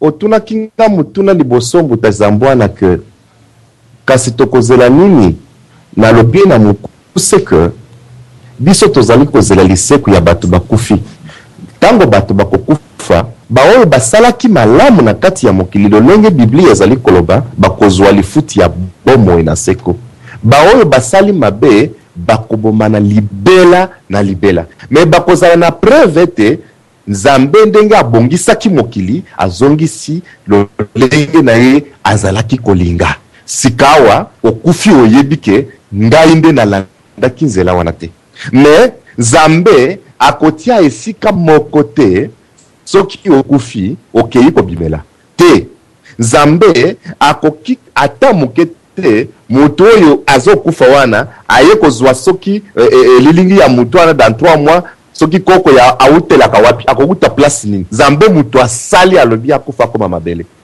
bolongola biloko wana na moto na bino soki ezali kunda yango soki olingi kote te yango kasi yeba ko kufuta yango epai na nzambe eza enseignement ya nzambe te biblia elobi ete biloko wana ya ba kozala na bomo ya pre to kozwa elimu moko kokende kumibombela eutaka na batu ya nkisi ndeko moko azalaki kopesa exemple me bolandaki ye malamu te me eloko wana alobi ke akendaki kote soki ya Équateur amoni bato bakontinanta oui tomona biloko wana eza bakisi ce sont des démons qui font des choses comme ça je ne peux pas enseigner l'enseignement qui vient du diable donc je me retire pour ça. Je ne connais pas ni la réincarnation, ni l'incarnation. Ça vient de l'enseignement du monde.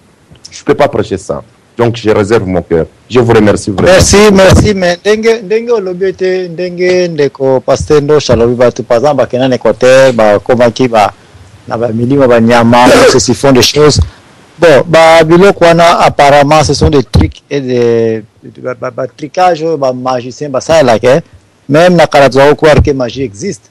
Mnandimite ke mwana moko na diaspora azali na data lelo na mito na azo continue kuwa na ba magie puisque biso na diaspora to zana ba preuve que ba ndele ba prouver que magie ça n'existe pas les ba tricage kaka ba physique chimie ba biloko ndenge na ndenge et puis ba sali graphique mo ba ko sabino ke tala kuna wiko bungisa mtu mais na sima tableau wana bataki ba bouton mo boy na wiko bungisa liaki awa na se wana mo ba rasor ezali soka ni ataki place telemna ki mo pedal mo boy pa etindiki armoire na gauche yo tawa ko sana kati omoni liaki ezate tawa ko zongi sa rasor pa armoire zongi yo tawa ko ya kotisi liaki yangoyo tout ceci na data lelo yo ezali likambo ya soni o muntu aza na diaspora akene ko croire que magie ya mundele existaka. Ce qui magie to za croire na kala lelo za démontrer que la magie n'existe pas.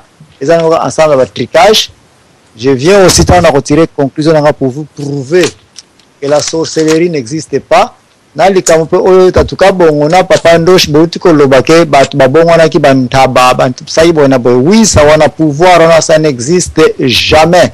Ezali ba tricage avant baya na place ba bina ka banguma na bango bambunda babetaka basaka neti ndenge edingwe batebeleti na data lelo ezali kambo nsoni un congolais azwa koyoka azali oya kansaka ete edingwe pesa ba pat bambata na espace mutakoyi. Ce sont des arrangements bomona yango ya solo. Mais moi je vous dis que ba michoponyo sona ba bimsaka na libumu mutabunge na se atapi wana libulu ezala kawana mutakoti ya bimi na ye bote na cercle ona se kone za vide mutakitaki na ye ba ye baka na ring awa na point obo toboli bosali bona. Donc toke ne gauche tozo à droite mutu nyonso amona place edingo sala ba mystère abenga ngai jour na ngana kosukisa edingo eza ba tricage. Donc ça n'existe pas. Mutabongo la moninga na entaba abongole nguma abongole biloko ba pasteur na yo tatuka bongo boti koloba awa kote wana échec po émission nyesi la melobi to continuer pona prouver bien mutu moko eza basenyema ya pas de mort ya monde na le but que ce sont des histoires ya pamba même pas enseignement mais c'est ça il faut que tu on mona place na yango. Ce sont des tricages pour tromper les yeux des humains. Ça n'a rien à voir à discuter avec ça. Nous, on parle des choses sérieuses. Ça, ce sont des choses... Voilà, merci. Donc, c'est là que nous sommes. Alors, nous allons retirer conclusion à Souka, mais tous na 21 minutes à manager awa, na 30, en tout cas, papa Mayama na studio avocata biso. Donc, tout ça la boye. Na banza 3 minutes ko kokapona biso na kati awa à l'exception ya papa Mukolo. Hein? Papa gospel na lobaki mwakala papa gospel de Angola toyo kayele sukuna. Bon, pour conclure ce que je voulais dire que Monique les amours passent mingi pour éviter ce qu'ils sont. Moi je vous conseille de découvrir qui êtes-vous. Il faut comprendre quel est votre rôle donc dans cette existence. Soyez awa dans mon pour faire quoi? Quel est votre projet donc dans ma guide spirituelle oyo batindaki yo ya ko participer dans mon awa. Parce que tant que moto abotami abosa na kapé ba essentia oyo ya réalité ya participation na ye na kati mokili awa. Mokili oyo ezali plan moko ya malamu penza. Place Moutazali fa exercer sikoyo pour na to continuer notre ligne donc vers le retour vers Dieu qui est le créateur à travers Jésus-Christ et d'autres aussi donc guides spirituels au baïna bakura différents. Alors ce que motomi éviter ce que vous êtes c'est difficile. Moi je souligne très bien toute ma connaissance externe, que ce soit la Bible, le Coran, que ce soit les Bhagavad Gita, Bhagavavan, et toutes ces histoires-là, c'est important pour encadrer Mouto yo azana no connecté tena ki bonzambe na ye. Parce que cet âme-là azana besoin pas guider. Ceux qui Mouto azana déjà connecté na bonzambe na ye, ba enseignement externe ezali na une importance de côté parce qu'il y a na comme une compréhension un peu plus élevée la compréhension pour tout vulgaire à Zanamoté. C'est ce que je voudrais dire. Il y a un moment qui est dans l'église, où ils vont enseigner. Même ces gens-là, même ces pasteurs, ne sont pas été encore connectés dans Kibonzame na Bango. Ceux qui sont déjà connectés dans Kibonzame na eux, on va abandonner la Bible. Dans quel sens? Parce que vous allez en contact avec ton propre créateur qui vous a créé. Et tu vas comprendre le meilleur enseignement de Jésus-Christ. Pour conclure, même Jésus-Christ a été qui Mengi n'a pas parabole. Mais il y a qui a pour sauver l'humanité. Ce qu'il y a pour sauver l'humanité, pourquoi nous continuons à la parabole? Et que nos disciples ont expliqué, dans multidão, ils ont dit que nous toujours ne perdons pas l'ingwan. Pour aïeba qui le gazali kosala. Vous avez aïeba qui le gazali kosala. Alors il y a un pessimino donc d'abord réfléchir, de connaître l'art de soi-même. Ce que nous éviter c'est en vain. Merci. Merci avant to kena mutu mususu na banza na kwa pueli kabolobi place kutu nkolo sa lobla kete soki bokolia nzoto na ngaite bokomela pe makila na ngaite bokomona lola te et puis ba muni tomela makila na yo doko nguti to kwa ndoki ah donc et pas l'enfant de Dieu oyayo conclusion na 3 minutes. Merci papa Zambona. Émission est kitoko na sipena o makasi mais si j'ai incarnation na réincarnation alors tout bolobi awa na papa Dompey vraiment réussir ko convaincre ngate donc na tika na position na zanango pona ba o ba yoki awa ba tirer leçon malamu et puis na ki explication ba ndeko ndenge na ndenge mais et convaincre na ngate bon pour mala na bino nyos bye et position to yoki ngote position donc eza on dit makake incarnation eza ou bien zate pesa biso position yo d'abord selon l'explication na bino et réussir ko convaincre nga ata mokete po papa Dompey vita kanga azoloba makambu o ye moko même aza ata au courant a pratiquer ngo atate na mokuse incarnation na réincarnation existe oui ou non cela dépend ya réflexion à moko na moko ceux qui ont réfléchi ça c'est non beaucoup ko ndimilango mais ngana réfléchi ça un peu scientifique quoi donc c'est un peu difficile pour nous merci à comprendre donc oza nulle part ni kondimelango ni kondimelango te boy toke pande komandombe 2 minutes à 3 minutes na yo merci de kozamo na pesi bino simoto mais pour la conclusion na kolobake ezaka pasia po na remarqué que bande ko pele to za na bango o suti mingi la chrétien ba vivaka na kobanga ba ko vivre na kobanga zongo na lokola soka lobi réincarnation za la ta que en keleme la te en tout cas on a ngaia ngambe ba vivaka na te pona o vivre ngambe na te pona kobanga soka lobi na banga ngambe ala domi lobi wana buzo ba ko sakana te wana comment te peut mutu ozongo na vivre na mukini je comprends que pourquoi il y a des gens pour aller dans des bazari pour aller dans des bazari pour aller dans chaque bazari pour aller dans les bazari pourquoi il y a des mutu alors faut comprendre même déjà où tu peux le bakalami c'est awa que mutu il faut comprendre pourquoi il y a qui na mukili ya on va vivre là dans mukili avec vivre même dans là c'est là que le là ok le là on ça ni ça ni ça ça quand on joue dans l'ingénieur awa ba ça la biso awa ba iPhone 40 je robima je suis bonné que le là tapa ndere basala la biso ba makambo la ba fusée biso pour que le là ils ont passé ils ont sonné pour la batu ba yine c'est ça monsieur a raisonné en tout cas il y a des places rien que la zone juste mon topo na biso pour la ndeko samwana il fait que mo pesa biso awa tennis sango ba nomi e boti e bini mais li sango wa sere bi mission li sango wana o ba lona kitanga e boti li sango sala kama bete ba nzete sala kama bete mais biso batu tango yena mukili mission na yo ba pesa ki yo liume ko hospital ngote bon nzambe oyo ya yo oli ko utiliser yango te ata oyo ko kufa okay bisiko okende kuna za na punition na yo mbele de pe uti ko loba awa calamité awa za na punition na yo ba ozumi sa yesusu me ba to timi sur les émissions kende o sa elor de timi na mukiri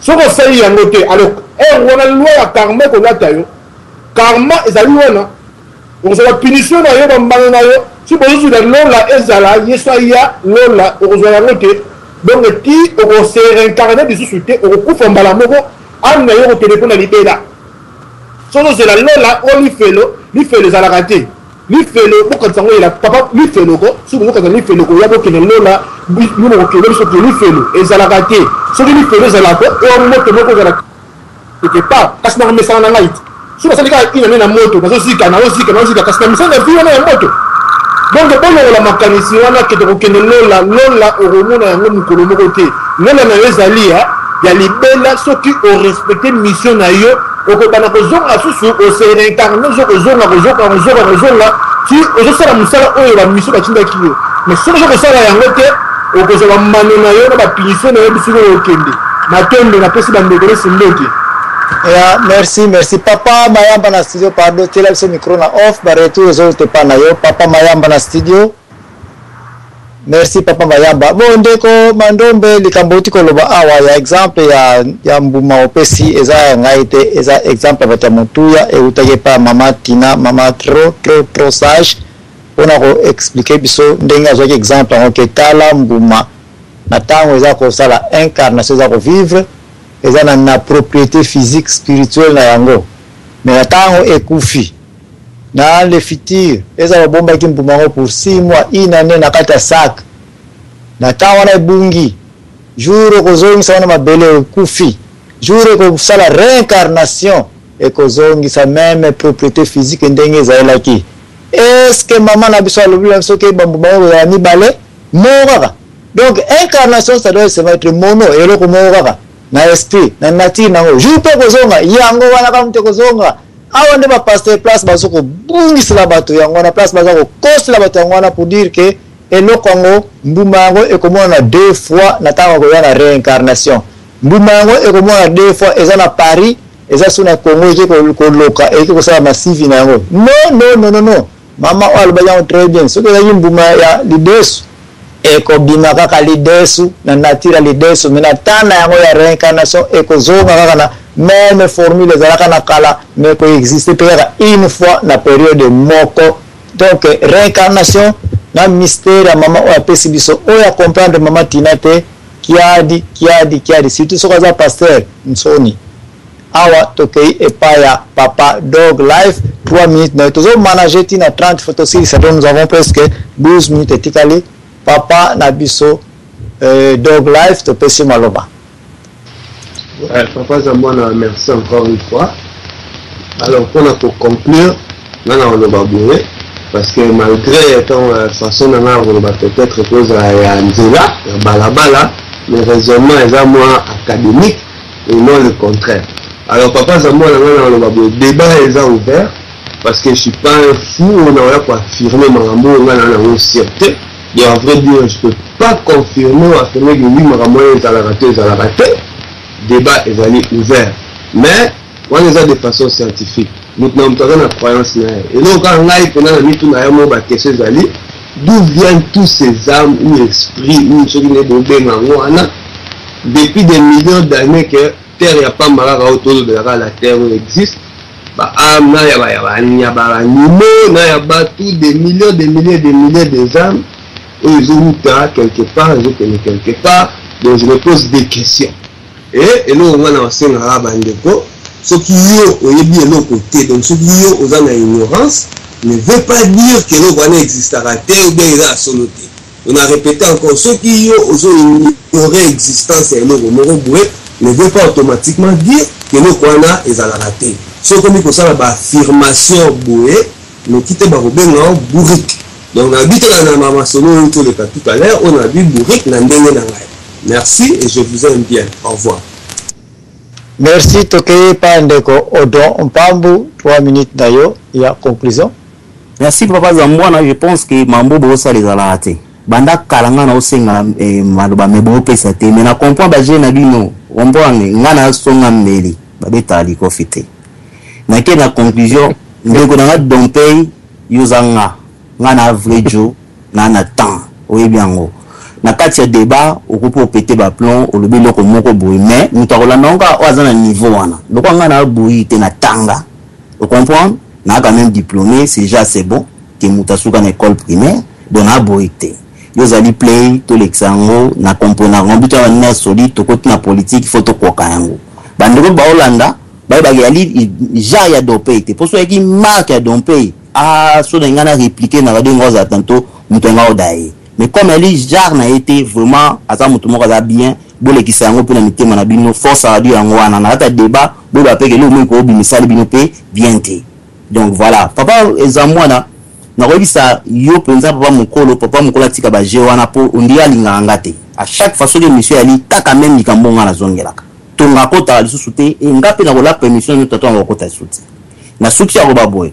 Na émission leki lelo iloko moko ezolakisa te ke bato yo bakoti ndenge dompe alobi azana raison eloko moko pe ezolakisa ke biso pe kote biso tozana raison pona nini toza foi moko te biso tosimbi bible toza kotanga bible biso makambo mosusu bino wana connaissance na bino mosusu boke kozwa mpo ba mindele boza na position na bino et muta présenter émission et la première fois te akumbaka batu kaka na makambo ezali polémique tokokende tozo définir te si j'ai komaki monene tellement trop tokobimira pi yango biso soto koti na kati na yango ti omoni dompe ya traquer lobi ya zoyiba makambazo loba ngani na yeba mamna loba te et pourtant ngape na sûr que na raison dompe za PCP a raison pasteur na biso ndoche à côté yé pas en raison toko débattre yango comment ya on a succès à loba boy mwana mayele ayokaka ce qui te définir débat mbala simatango toko ya toko tosa ba modérateur pour tous maloba ngulu te pozali place bangulu baliaka te oyo yeka kolobi n'importe quoi et toujours kota batutu bana éducation na bango oya ko sala na kata radio bato ya mayele bazoyoka na ndako bakoyeba ke wana za imbécile wana kuna zali na éducation ya bien te wana kuna mwana makango donc comme ngana représenter famille ya ngai na garder position na ngai mon frère Dompey mutakocha zizani azate de tout mon cœur na lingala yo oyebi yango dérapage ko sama to abatu muta parfait azate zala free tozande tozala kaka wana po na décider pengana yi esala makana ngo mais moko ka limbi sarati elekani atizaki ya jarote mais c'est bon donc voilà conclusion na ngai ali bokoki ko démontrer biso yango te engape na tikali na position na ngai et soki ba argument makasi ezali lobi tokozonga lisusu ponga na songa mbeli soko vandeli yango otoboki. Merci beaucoup. Merci. Na conclusion ya muntu to débataka lisusu te donc mutandompe même temps kozama loba o ezaba conclusion na conclusion débat ezalaka te donc nayo ka komba odonte pesa conclusion nayo si makam ezoleka lelo ndeko dompe to pesa maloba matondo ndeko sawana ya mula loba ngala odo eza libala bosembo oyo yo kokota na lodo bien pesa conclusion yango na zoko lobate conclusion ngala permettre ka ba débattre n'y a pas parce que ça souté mutu pas kosenga sous ça débattre na ko conclure lobi ngana eza libala bosembo soki mutu kote na kati biso to ko tourner to beti au kamwe donc pour na ko conclure na kanisi bande ko balandi sujet est un sujet moko important. Et ça sujet moko malgré ba dérapage, malgré to bato s'énervati quelque part, mais ça sujet moko essayé to laisser ango pour compte. Mais ça sujet moko to kotango na mozindo. Parce que celui to comprendre le sujet en profondeur. Babilo ko ebere ndenge mutanza bona zali koroba hawa bakindoki o bakoba kokanga bana na ba église kindoki babimisaka te eza na ba aventure ebele na magie o viola za ka danger asala ka boye tokososola yango te mais cependant stopper biso pété na capacité à kobanda kososola mokili pe kota ba possibilité mususu o ezali ko exister na kati na mokili o tokoki ko exploiter pour que tout quoi se développer l'autre comment par exemple la physique quantique où ils ont dit science et botanique comme balé avec Albert Einstein et consort les lois ils ont dit qu'on prouve biloko mususu oyo to bandaji comment na que ezaki dango impossible mutakoti ko se dédoubler ni physique quantique et prouver que c'est scientifique mutakoti ko se doubler 2 a commis 2 3 4 c'est une science seulement et ça le cas là exemple monde Congo appelle ça qui na masolawa so to zongi na il y a 20 ans, tu m'as dit comment va film Star Trek, va voyager. Tant que tu as dit na bouton na bango, tu m'as dit comment on fiction. Mais les locaux sur un bouton c'est normal, ça devient science réalité. Hein? Tu m'as dit comment on que par exemple tu m'as dit quand ça a été dans l'univers il n'y a que planète Terre et dans des conditions habitables. Mais les autres monde qui va découvrir plus de 700 planètes et na ba 700 planètes et ils ont ba candidat au moins 46 c'est-à-dire qu'on présenter vraiment ba conditions de vie 22 degrés Celsius d'existence et l'éloignement est encore par rapport au soleil donc l'éloignement pour conclure débat il faut to ko bango to comprendre que dogme et la tabisoté mende bososoli parce que la Tanzambie a amené na mokili na ye unique preuve de ko prouver que ça la Tanzambie c'est le monde et sa création. Preuve monsieur Zalité. Matondo. Merci Soza de ko reconnaître que Nzambe comme des créateur. Alors pourquoi Montoza na sa création.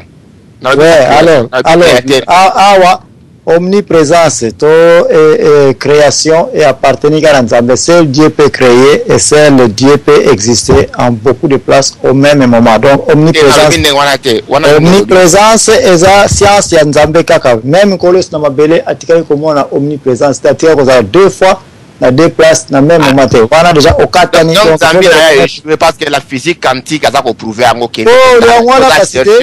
Vous êtes chercheur c'est prouvé, ce n'est plus théorie. Collision zawana. Donc toi tiens boy, yo so mon téléphone cellulaire et ça a des numéros d'immatriculation.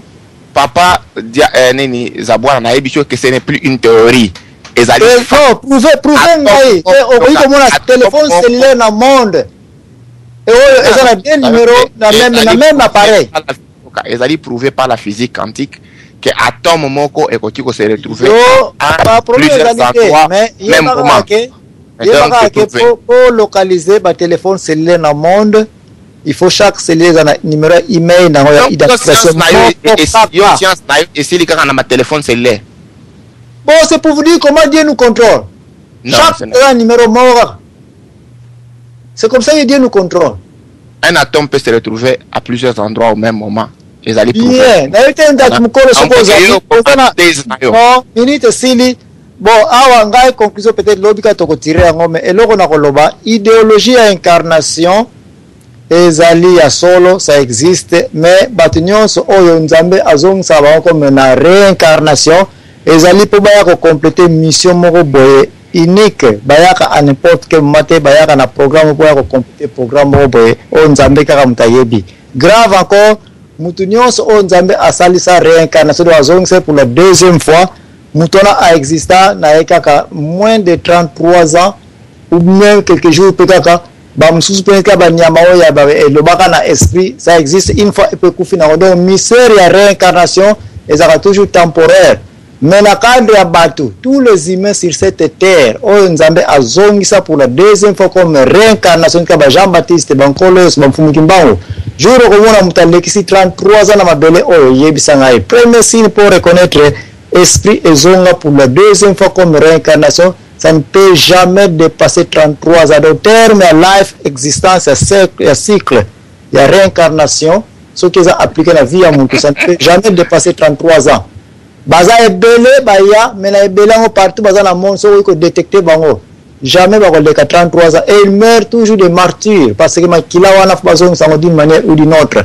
Donc, c'est comme ça. Des sont des martyrs, bale à 33 ans, basala ba massivi ba makambo elekaka toujours extra que les humains ne réussiront pas aussi à faire bika tata nzambe mpungu kakulusa kumuna yekakuluke ba zamba mpungu azarate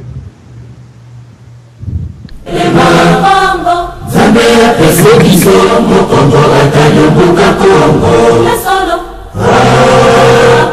wasa moindo mayelete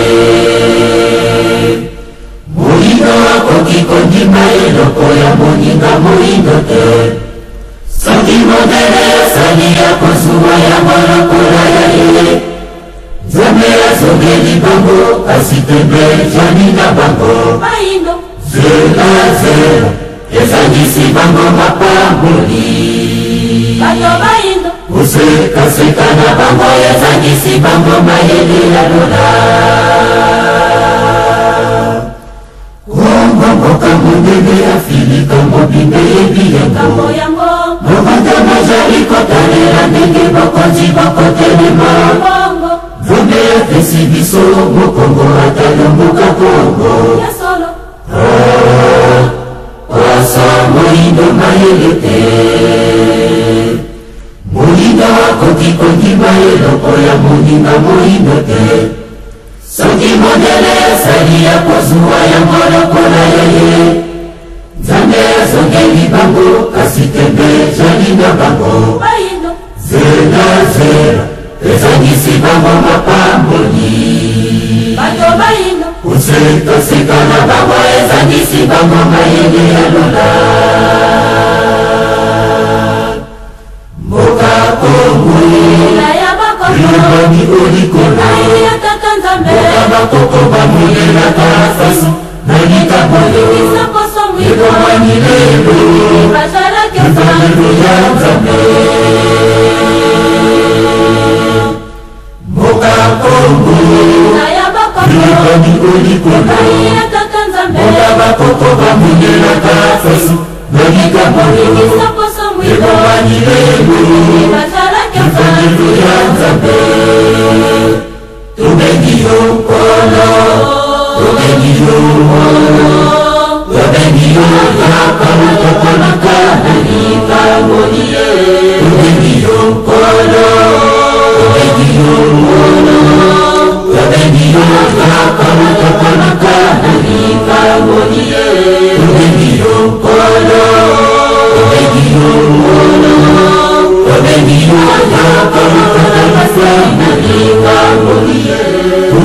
Thank